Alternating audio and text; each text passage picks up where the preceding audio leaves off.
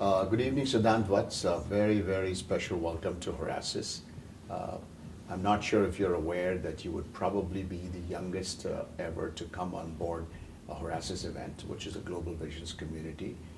But it tells that Horasis, which is the Global Visions community, is very inclusive in its approach to business and commerce, and is open to invite people of all background and ages. So I think it's a privilege, and thank you for being here. I know you're 18 years old, and you're the co-founder of Androidly. Yes. So my question to you would be very simple and very expected.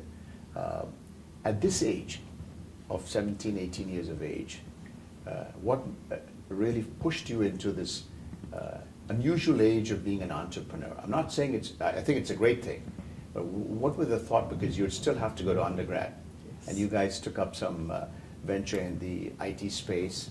Well, technology always interested me, and I really wanted to experiment with something new. Like there had been tablets, there had been like smartphones, but there wasn't any smartwatch.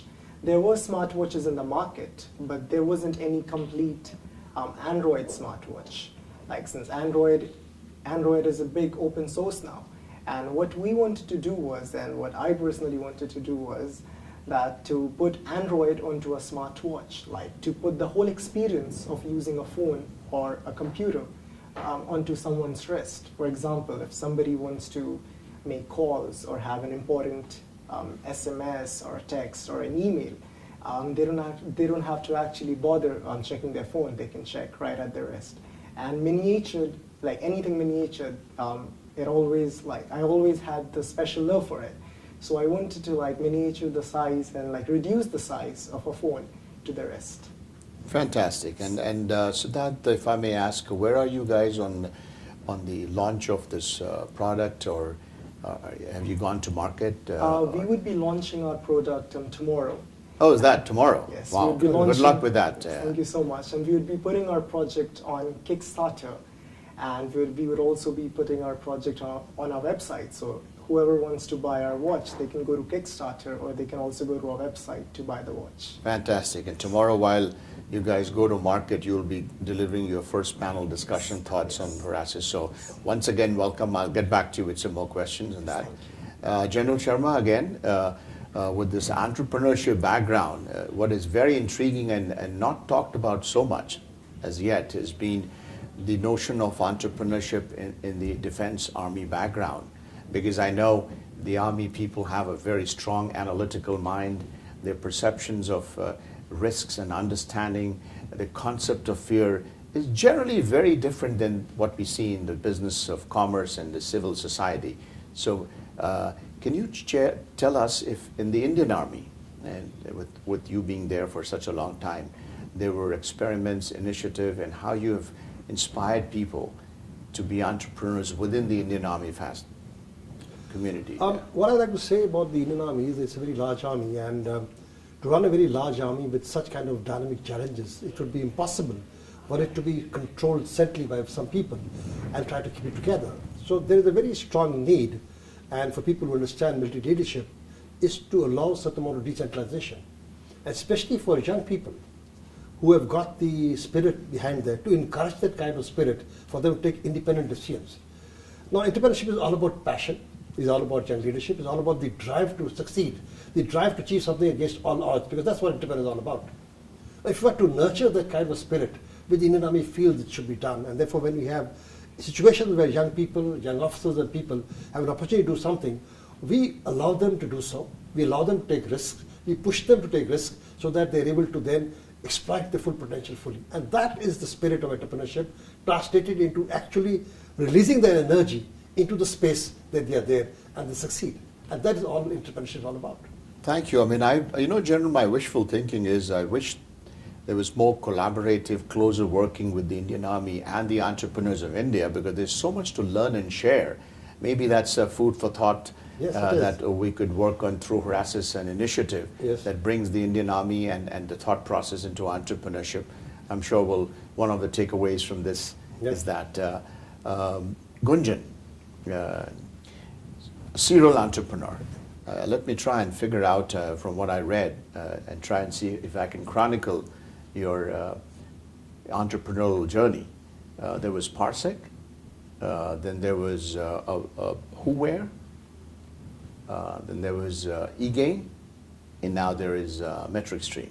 And I'm sure there will be much more in the future. So Gunjan, you've been a serial entrepreneur. We just went through what all you have done so far. And on your left you have two entrepreneurs, one 18-year-old, one in his mid-60s who became an entrepreneur at the age of mid-63, 64. And you've been a serial entrepreneur for the last 15 years. My question to you is, this whole notion of age, you're too young, you're too old to be an entrepreneur. What's your take on that, and what's your message, if you will, and if you can, to the entrepreneurial aspirations of people around the world from a point of view of age index or the state we are in life? Sure. Now, this is a very, very important question, and I get this question from a lot of people. Is there a right age for entrepreneurship? And what is the right answer for that?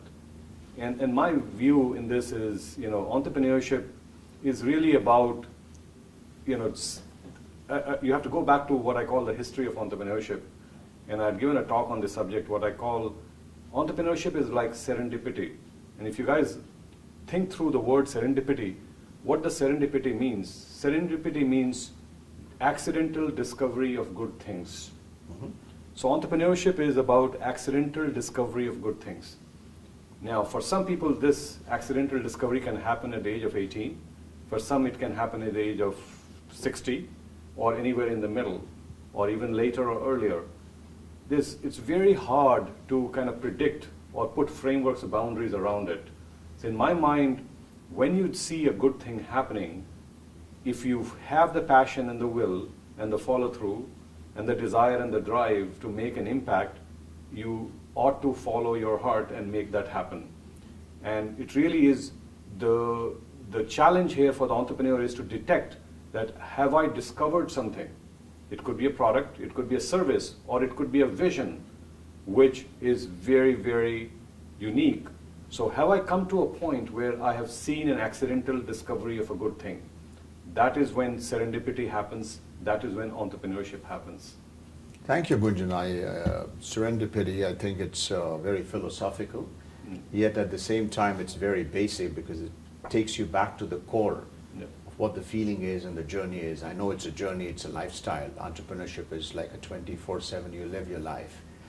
I know there's a lot of, you've done entrepreneurship both in the West in the United States as well as in India. Do you perceive or have seen some fundamental approach difference, if I could ask this question, in the entrepreneurial thought process in the West and in the Asian culture, more particularly to India? I mean, or if there are any other messages that are mitigating the whole process? My question would be more for messaging to a whole lot of hundreds of millions of people, young people or not so young people, who want to be entrepreneurs. I think you've asked a pretty important question. Entrepreneurship, the way it is, for example, being seen in the United States versus how it might be seen and viewed and executed on in India, what are the essential differences, and are there differences? And the way I look at it is, US, for example, being a developed economy, has more capital to go behind entrepreneurs. So what it does is it creates a fundamentally a little different way in which you bring capital to bear to pursue your vision and passion and so forth. Mm-hmm. In India, in contrast, the scarcity of capital is very, very visible to entrepreneurs. There aren't as many sources of funding, whether it's debt or equity or other sources. So it requires a very high degree of creativity to be able to somehow learn to survive and then thrive in a world where you are so cash and capital deprived. So the whole challenge of entrepreneurship is a bit nuanced and different as you look at the Indian entrepreneurial universe. My message to people on both sides, and whether it's US or when I say US, I mean the developed parts of the world, US, Europe, and the rest, versus developing economies like India, is that entrepreneurship is a very powerful vision. It's something which I think one should be undertaking, and understanding that the differences and nuances exist. You ought to adapt it to the flavors of the local economies in which you're trying to pursue your entrepreneurial vision. Just imitating what has worked well in US or in the West isn't going to be the answer, and vice versa. Even for US entrepreneurs to try and take a chapter from the Indian entrepreneurial book may not really work. Absolutely. So, well, thank you, Gunjan, on that. I wish and I think we should put this in what we call the white paper approach of Horasis after the events are over, Absolutely. because there is a message that should go across to policymakers and lenders in India as well as to what is the thing that is actually choking the entrepreneurship drive over there. Well, Siddhant, good luck with your venture, and I know you're going to launch your product tomorrow and have a great time here at Horasis. Thank you. General Sharma, I remember that you made a commitment that there should be some collaborative work between the Indian Army Yes. and the entrepreneurial world of India. Yes. I'm sure there's a lot to share and inspire there. With that, gentlemen, thank you for your time.